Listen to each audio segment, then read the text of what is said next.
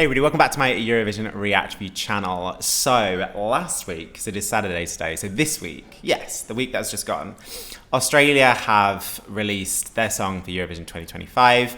And so I think, again, things were leaked, names were leaked, songs were leaked. I have managed to just shut away from it all. And so, yes. I've got some great followers on my channel who are from Australia, so a couple of them have reached out on social media to already give their thoughts, and so I have tried to say, that's amazing, I'm so glad you're happy, but I haven't listened to it yet, so I will get back to you. So they've gone for a social media person, is that right? I don't know, I'm trying to bring my mind back to social media when it was all announced. Okay, so I know the song is called Milkshake Man, and I know that there potentially might be some interesting connotations with this song. I know that much. But let's just have a look. So, Gojo for Eurovision with Sheppard as co-writers. So today, SBS and production partners, announced their artist, Gojo. But you can call him the Milkshake Man. Okay, the solo project of Marty Zambotto invites you to the world of a unique talent, his magnetic, boundless energy, love that, and a knack for the element of surprise. He can play the guitar, the unicycle, at the same time. His magic in motion. You've probably heard his hit singles, I haven't, Mrs. Hollywood, after it was shared around the world at an incredible speed, with over 60 million digital streams. Oh, so he's going into this with some momentum, because I think some people were confused why Gojo was selected. But if he's been selected off the back of momentum, then that might make sense.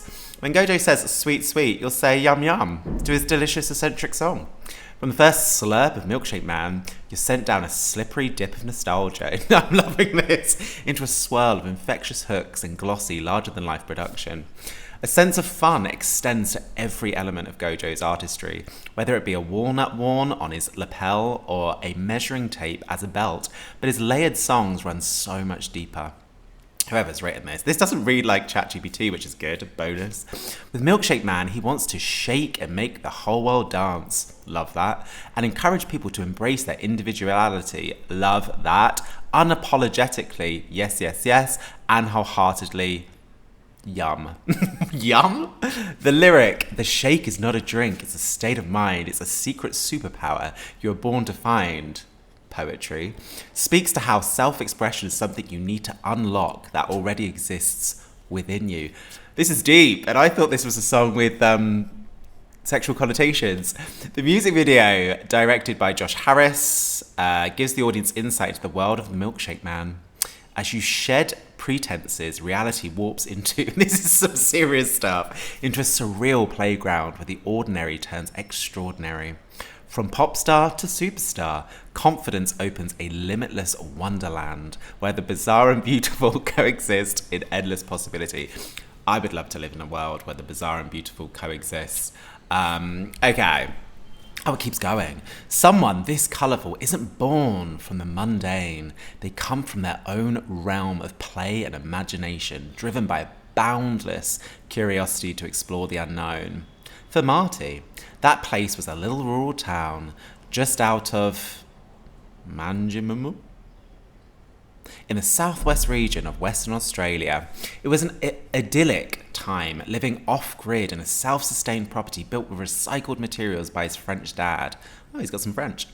It had no running water, no electricity or phone reception, but flourished with creativity. Oh my goodness, it's a whole biography. In those tender teenage years, his mum, the frontwoman of a local rock act herself, bought him an electric guitar from Toy World to fuel a love of songs from the noughties and the great singer-songwriters. At the same time, Marty was offered an amazing opportunity to pursue his dream as a career in sport in West Australian Football League. Wanted to further develop his talent for football in Perth. There he honed his DIY skills. This man is multi-talented, apparently. In possibly the greatest jewel of his life, he ultimately chose music, the greatest jewel of his life. Choosing music. He describes it as the universe flickering its high beams at him.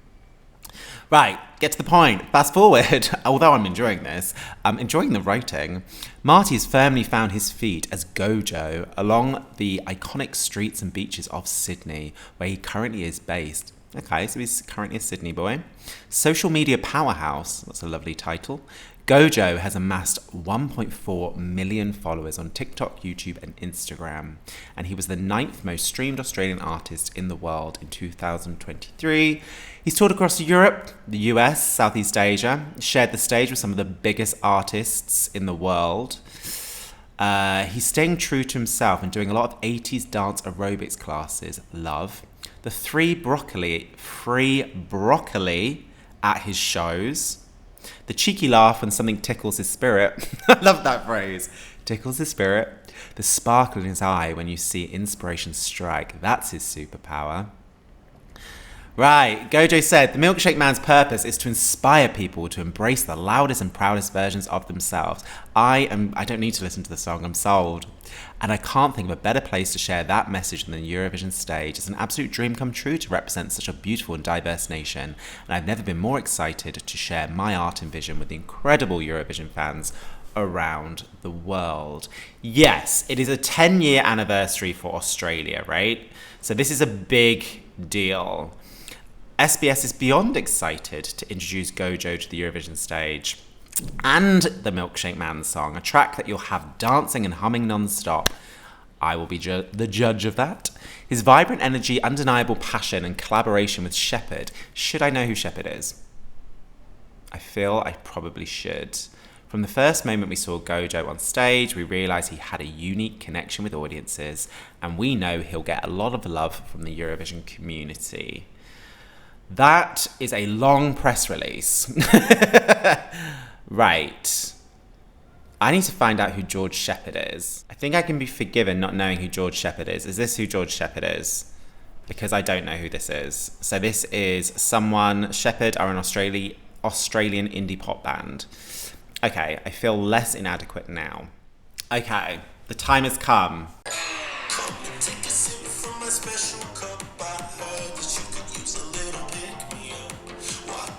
Do you know what?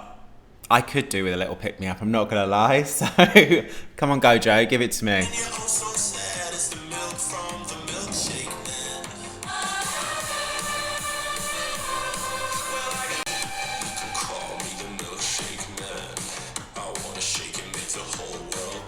Wait, hold on a minute. I need lyrics. I want to shake and make the whole world dance. You do you, Gojo.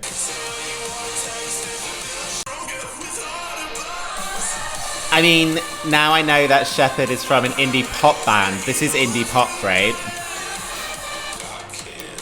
Interesting. I'm comparing this somewhat in my mind to Windows 95 Man. Because I'm trying to think at Eurovision, the impact that it could have, its potential.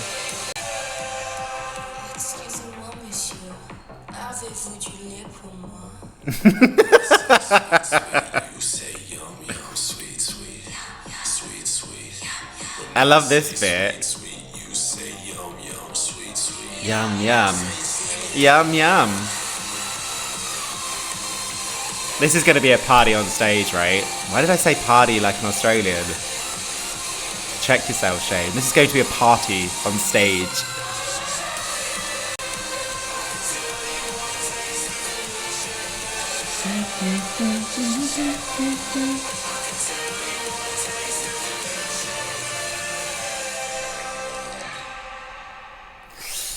Okay. Ooh, what's happening? Do I love Gojo? Yes. Now I've read the extensive press release. Am I digging the package, why this was selected, the kind of identity they're trying to create around this package, both his team, the broadcaster? Yes. Do I respect that it's indie pop and therefore as a result kind of clever in regards to thinking about kind of who's going to go out of their way to pick the phone? Semi-finals is televote only. And that's not always easy for Australia. Wise. You got your pop lovers. You got your cool kids. And then you got people that just want a bit of fun. Like a lot of British people who tap into Eurovision who just wants buffoonery and craziness in camp are going to be down with this sort of track. So what I can safely say, again, I'm continuing my thoughts. This is 1,000 times better than Estonia. I still don't really get Estonia. I don't particularly get Tommy Cash's vision for that song. That's, I think, the problem that I'm having at the moment. The song itself is fine. The song itself is fine when it comes on. It's catchy. But yeah, I don't necessarily know the vision of that song. I get the vision of the song because of the press release. I get the vision of the song because of the music video. I'm expecting a huge party on stage. I'm expecting to be entertained. Song, me, personal tastes. I'm not necessarily navigating to my phone to add it. But that doesn't mean that I'm not... At Eurovision, you've got the songs that you instantly download and you listen to all the time, and you've got those songs that you just have respect for, love for, admiration for, because the whole package, with the story, with what you see, you're just like, yes, I'm down. I can see retrospectively why Finland and Windows 95 Man didn't do as well as I think they thought, why Finland thought, how some people thought. I feel whilst there is similarities, I feel that because it's indie pop and because of that music video and just transplanting that music video on stage, I don't think it will suffer some of the problems maybe that alienated people when it came to Windows 95 Man. So the connection was stated by me, but it's almost moot now I'm thinking about it. Is it a jokey song? Well, the press release would suggest no. Like, this is all about, as I said, celebrating individualism, blah, blah, blah, blah. But certainly the lyrics, parts of the lyrics do lean towards the jovial side. So for some people, that does alienate them. I have no issue with it. As long as I'm entertained, that's the main thing. So yeah, it's an interesting move that Australia have done. It would seem that, like I said, I don't know if they would have had a submission process, right? People sending in songs. So I get listening to this and then understanding who Gojo is. And as they've said, they've gone and watched Gojo live, his connection with the audiences. All of these things are really, really important, which obviously has justified SBS, is that the Australian broadcaster? To justify, obviously, why they've gone for this. I don't think it's just the song. I think it's him. And also I think they're thinking about the package. Because I think for some people last year, even though I frickin' love Milk on Love and still think it's one of the most unjust non-qualifications ever, I think some people do feel when that got to the stage, the package got lost a little bit in the sense of what we were given visually, maybe for some people underwhelming, didn't necessarily match the potential what could have happened, where I feel, yeah, staging for this one, opportunities are boundless. So I'm excited to see what happens with this one. I'll leave it there. So if this is the 10-year anniversary, does this mean that the 10-year contract is up this year? They signed a 10-year contract, right? With Eurovision, I think. Oh, I don't want to do fake news.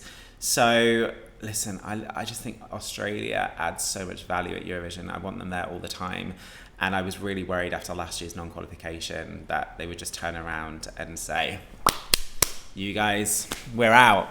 So I really want them to do well on a just personal basis, that if they continue to do well, and then if this is their last year of a contract and there's talk about renewing a new one, then I want this to do well for all reasons, irrespective of him and the song, just to keep Australia in Eurovision. That's my thoughts.